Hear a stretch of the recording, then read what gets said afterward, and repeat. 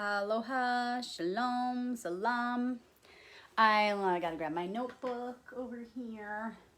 Took my notes for Parshat Devarim, which is the story for tomorrow's Shabbat.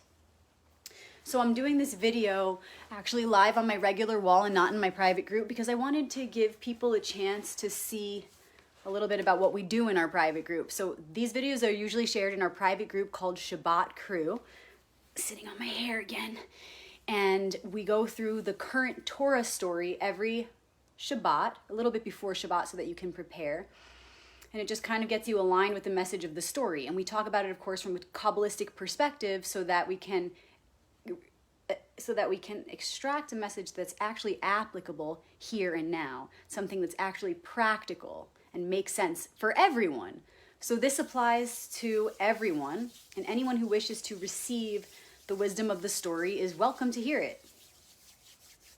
So Shabbat starts tomorrow night. For those of you who don't know what Shabbat is an ancient ritual celebrated 18 minutes before sundown, Friday night until Saturday night, sundown. The candles are lit exactly 18 minutes before sundown, and I'm just going to keep it short about the description of Shabbat. If you want to know more, feel free to join our private group, Shabbat Crew, or feel free to message me. It's simply just a ritual to honor the unification of the worlds within and without. It is a ritual where we honor unity consciousness and prioritize that in our lives and kind of move away from the usual hustle and bustle of our lives into the sacred space for 24 hours, just 24 hours. And the goal, of course, is to get to the land of Shabbat where this is all the time. So there's much more to say about Shabbat, but I want to talk about this story specifically. Tomorrow night, the story is Devarim. And this message will be with us for the whole week. This portion is the first section of the book of Deuteronomy, the final book of the Torah. This is such a powerful one because Moses not only addresses a single tribe of Israel, he addresses the entire nation of Israel. He speaks to the entire nation of Israel before his death. So it's really important. It's like this is his grand finale. And at this time, Moses recounts not... okay. My notes are very messy. Bear with me here. Moses recounts all of the bad thoughts from the last 40 years wandering in the desert. Okay, so rewind a little bit. We had the 40 years the Jews wandering in the desert. They get to Canaan, they send in the spies, and 10 out of 12 bring back bad reports. Long story short, they don't want to go in. They start to doubt God, their creator. Even though the creator brought them that far, all of a sudden they have doubts and fears and worries, and they don't want to go to Canaan. They're afraid. They feel that they can't handle what awaits them there. And so God punishes them and says, you know what, you're going to wander another 40 years in the desert, and you're all going to die. But your children have a chance. Your descendants have a chance, right? So then they wander another 40 years in the desert, the Israelites, the Hebrew nation. And the children have the chance to enter. And last week's story was all about them being on the east side of the Jordan and saying, kind of wanting to repeat history and saying, you know what, we don't really want to go. We're comfortable here. There's plenty of land for our cattle and our livestock, and we don't want to go. That was last week's story, so if you missed it, check it out. It's in the private group, Shabbat Crew. Go ahead and join us. It's on the wall there. And so long story short, what happens is Moses convinces them that this is ridiculous. It's history repeating itself. We're just going to be punished worse this time around. And they hear him. And they promise to fight alongside each other in Canaan and cross the river Jordan. But now here we are at Devarim, where Moses is preparing them for this, and he's giving his big speech, right, to the entire nation. And what happens, it seems so dark. It seems so heavy. This is the most intense, not only month of the Hebrew calendar, but this week is like, these are the days leading up to the fall of the temple. So it's a really intense time. And so is this Parsha. So is this part where Moses says to the nation, all of the bad things that they've done for 40 years, not the bad things that they've done, actually more so the bad thoughts that they thought, the doubts, the fears that they expressed, which revealed a lack of gratitude, a lack of trust, faith in their creator. So he's about to go, and this is his most important share. He goes, I need to remind you guys of what happened these past 40 years. Do you remember all the doubts and fears and worries that you expressed? All those times that you wanted to turn away, that you wanted to back down, that you didn't want to move forward, but here we are. And even in all of your lack of trust, your lack of gratitude in our Creator, the Creator was still there for you. Creator still brought us this far. Creator always had our backs. We made it through all the battles. Here we are. So there's still a positive thing, but really it feels very heavy at first when you're reading the story, because it's like, wow, he's just going on and on about all of the crappy moments over the last 40 years. Okay, but why does he do that? Why does he do that? Why does he tell them all that? He's trying to clean their minds. He's trying to purify their minds. He's saying, before we step toward the promised land, we better make sure we're putting our best foot forward. Don't just hastily run in. Don't just run for it. First, pause, and let's humble ourselves here. Let's really look at this and say, hold on. Did we really clear out all of this subconscious fear and lack of trust, lack of gratitude? How can we not only acknowledge all the doubts and lack of gratitude we had, and not only acknowledge it, but insert more gratitude, transmute it? So he's saying, maybe we didn't heal this, maybe we didn't clear this, so it's time to purify this, and the first step is looking at it. So he brings up all the stuff from all the 40 years, and he's like, once and for all, let's look at this. Let's declare that not only am I not going to be ungrateful, I'm going to be so grateful. I'm going to feel so full of trust right now so that I can put my best foot forward. Best foot forward, trusting Source, trusting Creator, that we're going to get through this. Holding an absolutely clear and purified vision of our success and our prosperity upon entering this holy land that we and our ancestors have waited for all of our lives. And I don't want to taint that image, that vision, that picture in my mind's eye and that feeling in my heart. I want it to be so absolutely pristine. This is what the nation of Israel was tapping into through Moses. He was the bridge. And really, remember, Kabbalistically speaking, metaphysically speaking, these beings are all representing one collective mind, one collective consciousness. You can see Moses and these different tribes as the different parts of yourself. It's archetypal. Okay, so the whole nation as one was having this wow, beautiful moment of, hold on, before we go, let's really look at all the crap, all the ungrateful BS that we have done these last 40 years. And let's really declare that we're purifying that, letting it go, and holding on to nothing but a pristine vision of what we desire to manifest ahead.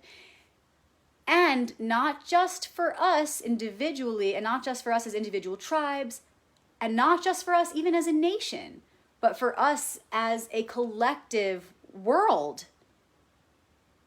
The Israelite nation, they believed that they were doing this for the world. It wasn't just for them. They're like, we need to preserve our nation as a microcosmic reflection of the whole. What we do affects the world, the universe. It's raining. The rain just started pouring down so hard, and rain in the desert is the greatest blessing. So I'm really feeling that, especially for this story right now. So right now is a time about purifying and cleansing our minds, making sure that we really don't just look away from our shadow, but really look at it and then compare it to the pristine vision that we have for our future and for the future of our world altogether as one. How can we, observing that contrast between the ungratefulness and then the absolute gratitude, how can we through that contrast once and for all go, oh wow, yeah, really need to let that go. I'm really ready to surrender that and be 100% in gratitude and in purity, in trust, in faith, in love, in light. And a big secret of this Parsha is, again, considering the whole, considering the world. When you are doing not just for you, but for the greater you of which we are all a part, then the vision is exalted. Then the vision is held in the highest light and manifests in its most powerful form. for the goodness of all, because this is worked into the divine design of who we are as a collective consciousness. Life supports life. So the more we think about others and the whole, and base our decisions, our thoughts, our speech, and our actions on that collective, the more we will be supported and the more we can trust right here, right now, that we're absolutely going to be successful because our vision is pure and loving and caring and compassionate, not just for the small self, but for the one self of which we're all a part.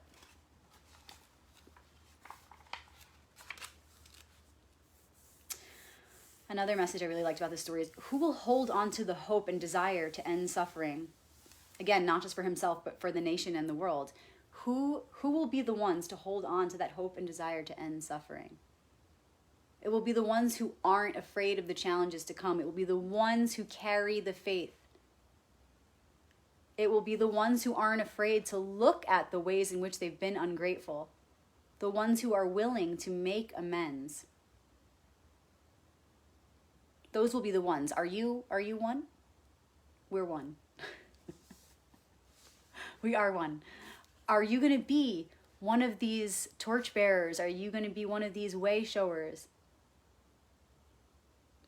And you guys, the biggest, I've been journaling about this for days, so I'm just loving the alignment with this story, with this message. Complaining reflects that we're ungrateful and unwilling to do the necessary work to make a change. Okay? Moses reminds them of their complaints so that they can clean themselves of this lack of accountability and be inspired to take true action. He reminds them that despite their doubt, God has always aided them. So why not show some respect and make a change and evolve here and progress? And not only, just say like, wow, even though we were shitty and ungrateful, God protected us and took care of us. But let's say, wow, you know what? Thank you, Hashem. Thank you, Creator. Thank you, Allah. Thanks to the One. Blessed be. All glory to the One. Wow, even when we were shitheads, you were there for us. Even when we were absolutely ungrateful and dishonoring our parents who died for this mission, our ancestors, breaking all the commandments, you still kept us alive. You still protected us. So the least we can do is work on eliminating that ungratefulness, work on building that trust and faith in this God who has always been there. It's time to evolve. It's like, as humanity, we're moving from being like the immature, the child, just being ungrateful and just expecting more and, settling because we don't want to do the work and complaining because that's all we know how to do. We're ready to progress from there. We're ready to mature. Humanity is coming to a new level of graduation. And this story, again, it's every year, right? We read the Torah over and over, but it's always deeper every year. So how can you find the relativity right now within your individual life? And also, how can you see it within our collective life? How are we ready to graduate to that next level, to take accountability, to take responsibility, to redirect our energies from complaining all the time and doubting and regretting? These are all in the same category. Complaining, regretting things, doubting. This is all pulling us out of the present moment. It's all energy that we could instead be using to cultivate gratitude and to cultivate the virtues and to embody truth so that we honor the laws, the commandments. And I'm not just talking about Moses and the tablets, you guys. I'm talking about every culture, every religion. All peoples know about these laws, and they may be written or spoken in different languages or different symbols or drawn in different pictures, but they're inside of us, in our blood. And the blood runs through us all. We share that in common. We all have one ancestor. One. We ride the wave of our own ancestors back to that one, but we all have one. So let's just go straight there. Shema Yisrael, Adonai Eloheinu, Adonai Echad. One. There's only one. And I don't care what language you say it in. It doesn't matter to me. These laws are written in our DNA. So how can we, again, take back our power, take back the energy we've been using on just complaining all the time, and just do the damn thing? Just do the work that we have to do. Take accountability. Stop it already. This is enough. I'm personally fed up with my own self, and I've been journaling about this and really affirming that I don't want to do that. I don't want to complain. And again, it's not just about the big things, it's about the small things, the in-between moments. The universe doesn't care about size. So you have to seize every opportunity to observe where you are complaining, where you are regretting, where you are doubting. Every opportunity profound in the smallest of things. So really pay attention, stay attentive. Where are you being less than absolutely grateful? And how can you right then and there insert that gratitude and make a shift, create a change? If we're regretting something, it just shows that we're not in the present moment. It shows that we're not trusting God. We're thinking, oh, I wish I didn't do that, or I wish I didn't say that, or I wish I didn't think that, or I wish I didn't eat that. Well, shoulda, woulda, coulda, you did, and so you must trust that it was a part of the plan. So learn from it and move on. Learn from it and move on. Every ounce of energy that you spend on regret is a distraction. It's taking you off of the path. Same thing with complaining. It doesn't feel good. It's not a high vibration. When you're complaining, you can't be in the same frequency as gratitude. So we need to be a pillar of strength, firmly rooted in gratitude. No excuses. And the thing is, our challenges always lie in like the sneakiest places, okay? So it's so easy for us to see how everybody else is complaining and how everybody else is ungrateful and how everybody else is regretting and everybody else isn't present. But everybody else is just another you because we're only one. And so that's another trap right there. We have to look really closely and carefully to make sure we don't deceive ourselves. Where am I being ungrateful? And the thing is, if you just fill yourself with a frequency of gratitude and you fix your awareness on gratitude, being grateful, doing acts of loving kindness, acts of service, and studies of consciousness, whatever the culture is. For me, it's Torah. Torah is for everyone. If you want it, it's for you too. So study, service, loving kindness. If you fill yourself with those things, you will become sensitive to those areas in your life where you are not grateful, where you're not exhibiting loving kindness, where you're not studying, truth enough, or you're not being of service enough. So start now and fill yourself with the loving kindness, service, and study, and watch how the rest reveals itself, because you'll become so sensitive to that frequency. Everything else in contrast will be so obvious. And you'll go, wow, that's low vibe. Wow, that doesn't feel good. It doesn't make me feel good to do that. So that's one way of going about it. Another way is to just stay present and stay attentive. Breathe. Watch your thoughts closely. And when you complain or you regret, don't beat yourself up over it. Remember, everything is in the mind. The first principle of Hermetics is the principle of mentality. Watch yourself, because then you might realize, oh, wow, I've been really ungrateful. I'm complaining a lot. And then you're going to go, oh, God, I'm so crappy. And then you're going to start self-loathing. Oh, why did I do that? But now you're complaining more about yourself. And now you're, instead of being self-loving, which is good for the whole, you're hurting yourself. You're hurting us all. So don't fall for that trap. Right here, right now, we're declaring, all brothers and sisters who are tuned into this video right now, we are declaring together as one right here, right now, that we need each other to forgive. We need to forgive ourselves for each other. And we need to forgive each other for ourselves. I need you to forgive yourself. So I just really want to say that with all of my presence right now. As you who are watching this video, who are actually interested in doing this work, as you do the work this week, I support you. And when you recognize where you've been complaining, or even if you just complain in a moment and you immediately reflect, amazing, good for you. Amazing, keep going. I forgive you. You're forgiven already. In fact, you could say it out loud right now or at the end of this video. Take a moment to send that energy of forgiveness into the future. This is also a Reiki concept. There's a symbol for it, Hon Shaze Shonen. Check out my YouTube channel. I think I made a video on that a few years ago. There's a lot of funky stuff in there. Just search Rebecca Magic.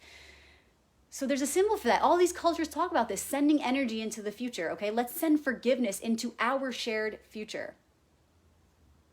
When you feel shame or guilt because you recognize where you've been complaining or where you've been ungrateful or where you've been regretting, I urge you to remember this moment where we're sending the forgiveness into the future. So that in that exact moment, you remember we already forgive you and you have to forgive you for us, for the one. Because we need you to keep going from there. We need you to progress. That's only the first step, the realization, the reflection. And from there, it's the application and the integration. Realization, application. Realization, application. It's not so much about, oh, wow, I complained and now it's all over. No, it's amazing. Oh my goodness, the challenge is the opportunity.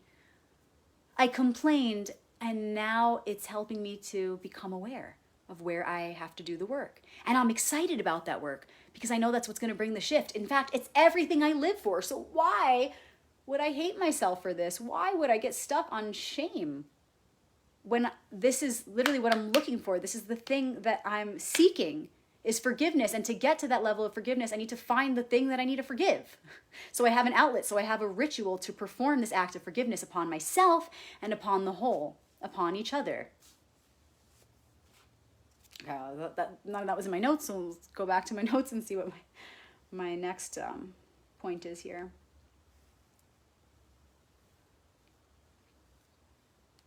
Okay, this is a turning point for the Israelites. At this point in the story, when Moses reflects to them all of the crappy things they've done in the last 40 years, this is a turning point. This reflects the urgent need to no longer act in fear and to begin to act with love for the Creator and one another. Okay, when Moses said all those things, I think that's it for my notes. I can't even read this, you guys. I can't, it's just, I'm so in the zone because I'm feeling the spirit of this story so much in my life right now. And so much in the lives of those around me. Just so many reflections abound of this truth. When he says this, he's just showing them it's not a bad thing. He's like a loving parent saying, look, you did all this crap. You did all this. And God was still there for you. You moved in fear and you were saved again and again, but come on, like pay some respect. It's time to act out of love and not fear. No, you're always supported. You always have been. Why these fears? Especially when things look scary. Especially when things are getting harder. You don't back down. You waited for that moment. We've been waiting for this moment. And then we're all of a sudden going to go, oh no. What if God doesn't protect us? What if Hashem, what if Creator doesn't actually have our back? How dare we even think that at this point? How dare they even thought that at that point, thousands of years ago? And here we are way into the future with so much to reflect on in hindsight. All the times we've been supported. How protected we are. So we should know even better now. And each year, when we come to the story, in fact, each moment, we should have more trust and more faith. That's the road we all truly want to be on, all of us, every single one of us. This is the truth within the one heart that we all share. We all want to be on that path of deeper trust, deeper forgiveness of self and the greater self. That path of love and truth, expansion in that love and truth. We all want that. And we have the opportunities constantly to cultivate that path. So it's time to let go of that fear. It's time to be brave.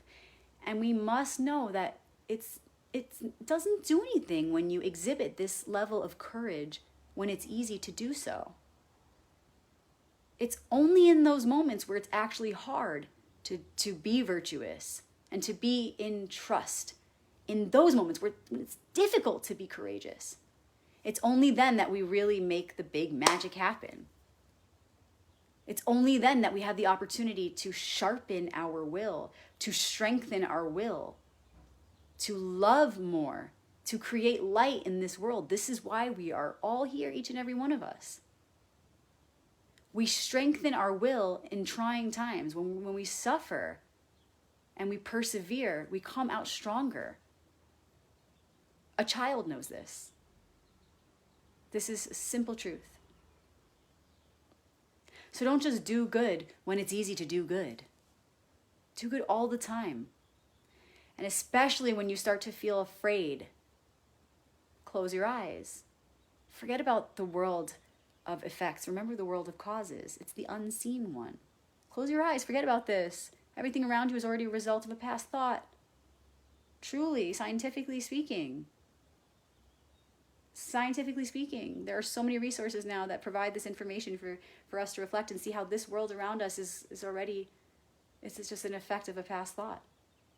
This is not some woo-woo new age stuff. This is like real science. And it's being confirmed left and right. So when you feel afraid, close your eyes and remember the truth and tell yourself, remind yourself, remember. It's about honoring the truth and the commandments, the laws that are written in my DNA. Each moment. Especially when it's hard, because those are the moments that we are inclined to back down. Those are the moments, as reflected by our ancestors in every sacred scripture all around the world, these are the moments where we need this the most, where we need this reassurance, where we need this trust. So if we work on having trust in all moments, then it will naturally come. And yes, it will get hard. And yes, we will have times when we're afraid. But we will get better and better at trusting and having that self-dialogue in our minds and in our hearts of going, oh, I'm afraid. And then going, no, but it's okay. Remember, we're protected. Oh, okay, great. Okay, great. And that process becomes shorter and shorter until it's not there anymore. Ultimately, you move to this place where you absolutely trust. You come to this level of absolute trust to where you don't hesitate. And that's where Moses is trying to take the children of Israel right now. He's saying, let's really look at all of the fears, all of it for the last 40 years. Where 40 people are watching right now. Let's look at all of these fears from the last 40 years. And let's make sure that we eliminate them and move forward with absolute faith, because we don't have the energy or the time to hesitate anymore. This is enough, you guys. He's like, guys, your parents all died for this. How many years are we going to wander the desert? We don't have time for an ounce of doubt. We have to keep walking forward and release our fears that keep us trembling and hesitating. We have to walk forward with strength and absolute certainty, because to the degree of which we are walking with that certainty will reflect in the future.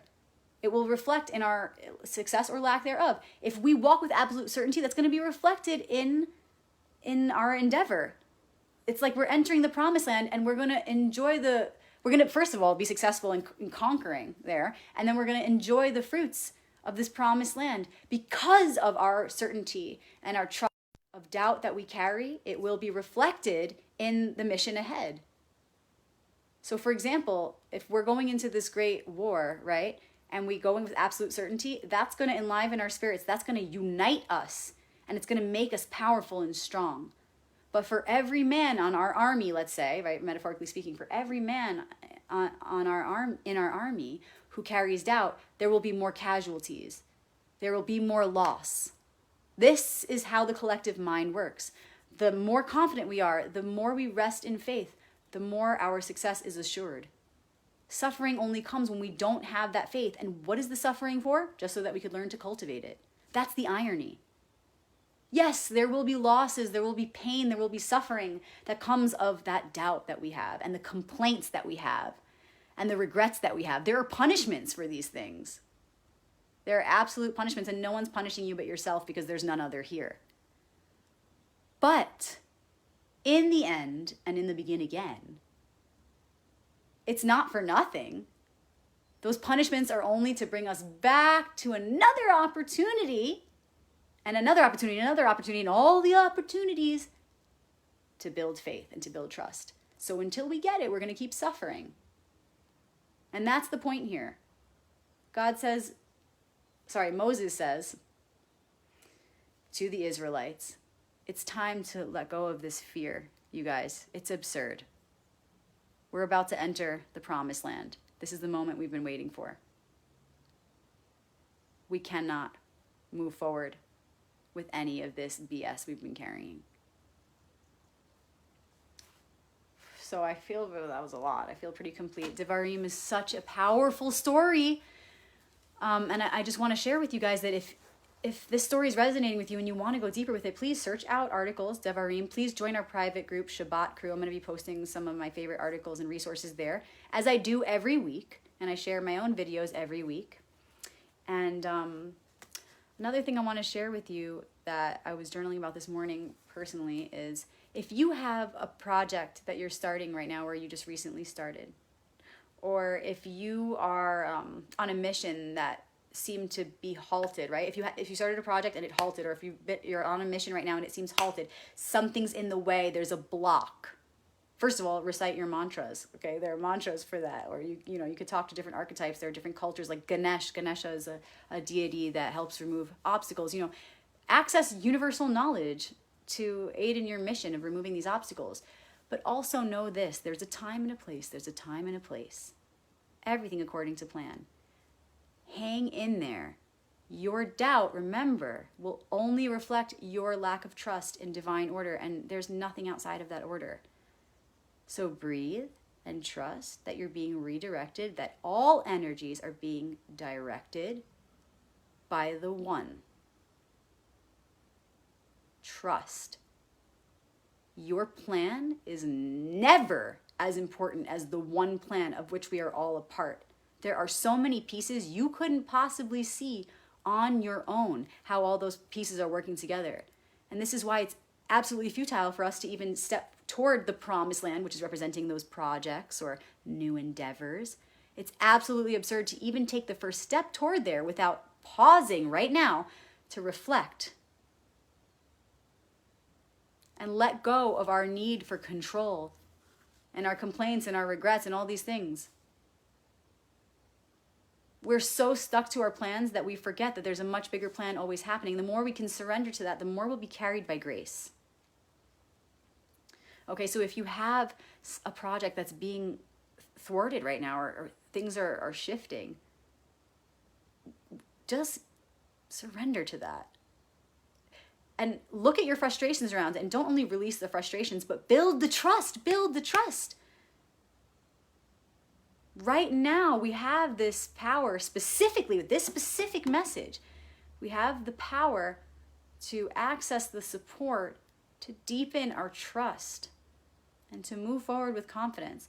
So as your plan becomes redirected, just take it as an opportunity to refine your plan, to slow down, to maybe reconsider the foundation of this plan before you even begin it. Because they were about to step into the Holy Land and they're saying, whoa, whoa, whoa, whoa, whoa, whoa, this is just the beginning.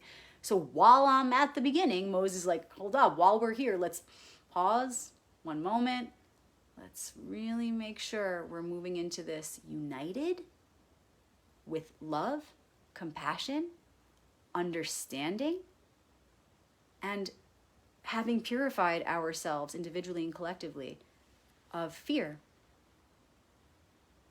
Even complaints come from fear. Complaints, regrets, it all comes from fear. It comes from fear that we aren't in God's hands, that there isn't a divine order to all things, and there absolutely is. So it's all fear. Our complaints are a fear of taking accountability for the work that we have to do in order to stop feeling like we hate this in our life or hate that in our life. For example, if we're complaining about something, we're not changing it. Why are we're just complaining about it? We're not changing it because we are afraid. We're afraid of doing the work that is required in order to eliminate whatever it is that's frustrating us. So it all comes down to fear. So before you enter a new project right now, or before you initiate a new experience in your life right now, be grateful for this pause. Be grateful for this moment, for the Shabbos, for the Shabbat Devarim, for this story and the words of Moses, who's representing your higher self. And listen to that voice. And take this opportunity to strengthen the foundation, to look for where there might be fears and transmute that and make it into something beautiful that's actually going to support your mission ahead. For example, let's give like a mundane example, okay? Something that we can all relate to. Let's say you're about to start a new job. And you just think, oh, I'm so excited. I'm ready to go. You're like a horse. You're like, ready to go, ready to go, ready to go. And then it's like, you're like, hold on. This story is giving me an opportunity to pause for a moment. There's no rush. Just Let me look at this excitement and this eagerness and make sure I'm not getting ahead of myself. Maybe even though I'm super excited about this new job, there's perhaps an element deep inside of me that something I'm afraid of moving into this new job. Maybe deep down inside, maybe I'm subconsciously afraid of the way my coworkers are going to perceive me. Maybe I'm afraid I won't be good enough. These are things that we really need to look at. And then you can ask yourself, well, no, I know I'm good. Maybe for some of you, it's not that difficult. Maybe for some of you, you consider it, oh, like, will I be good enough? And then you just tell yourself, of course I'm good enough. Even that moment, even if you're able to turn it around that quickly, that moment does something. When you have that self-dialogue, that reflection, it affirms your self-love. Okay, maybe you weren't that afraid of not being good enough, but affirming that you are is always helpful. So that's really the point here. It's not just for people who are so clearly complaining and regretting or fearful. We all have fears within us. And this is a big one for this story too. Sorry, there's more squeezing out, you guys. I'd have to go for it. This is a big one in this story. I was hearing a rabbi talk about it this morning. We all have fear within us. And sometimes it's so subconscious, it takes some real searching. But we all have it within us, even if it's a small bit.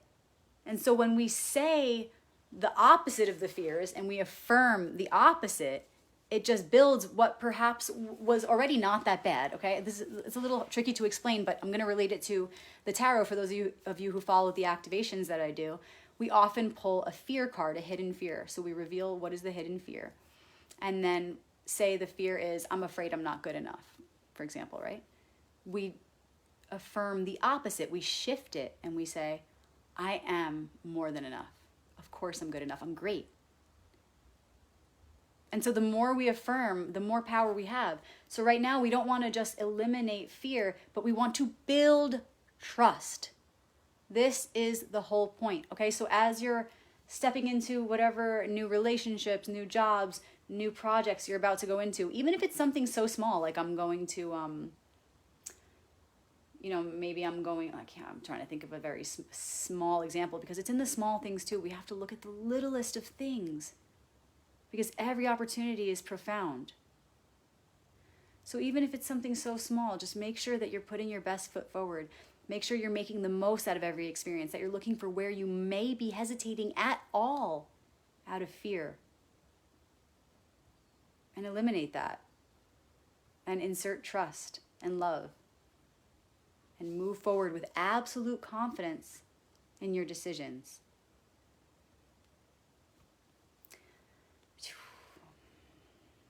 That's enough.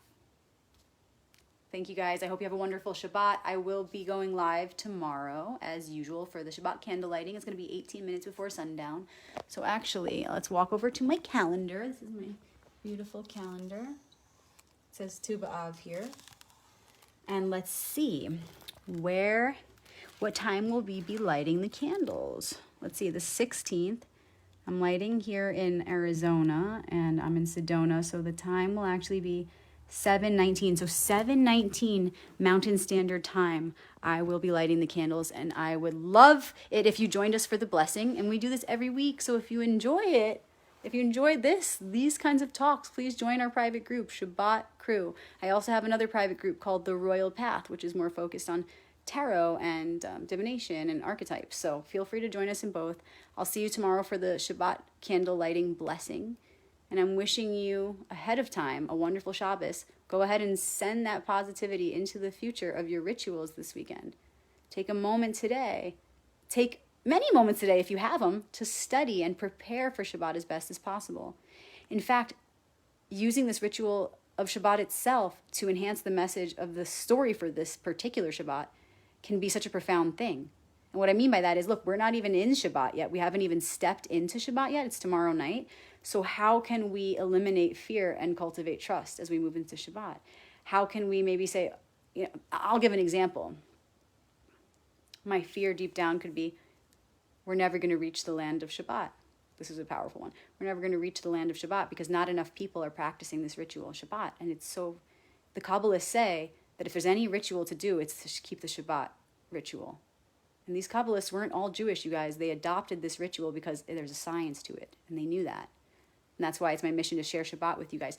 So my fear, for example, could be I'm afraid that not enough people will do this ritual and the Mashiach won't come or whatever, you know. And instead I could say, no, there's no more fear. I'm inserting love and trust, and I know the Mashiach is going to come. And of course I have to hold a vision of what it is I want, because what am I even doing then? Why am I even here? Why am I even thinking, speaking, doing these videos? Why am I even doing it? It's for nothing if I don't absolutely trust. So I'm going to put all of my trust into it because I want my life to be imbued with absolute purpose. I want to be so filled with purpose that it's overflowing from me. And in order to do that, I need to hold on to my vision. I need to look where the fears are because they're where the holes are in my vision. And I need to insert trust. So how can you strengthen your vision as you move into Shabbat? How can you see your Shabbat ritual already being powerful? The fears reflect opportunities to deepen trust. I'll see you guys tomorrow for Shabbat candlelighting. And please join the group. I'm just going to share articles actually right now. So if you want to go deeper into the story, find us in Shabbat Crew. Shalom.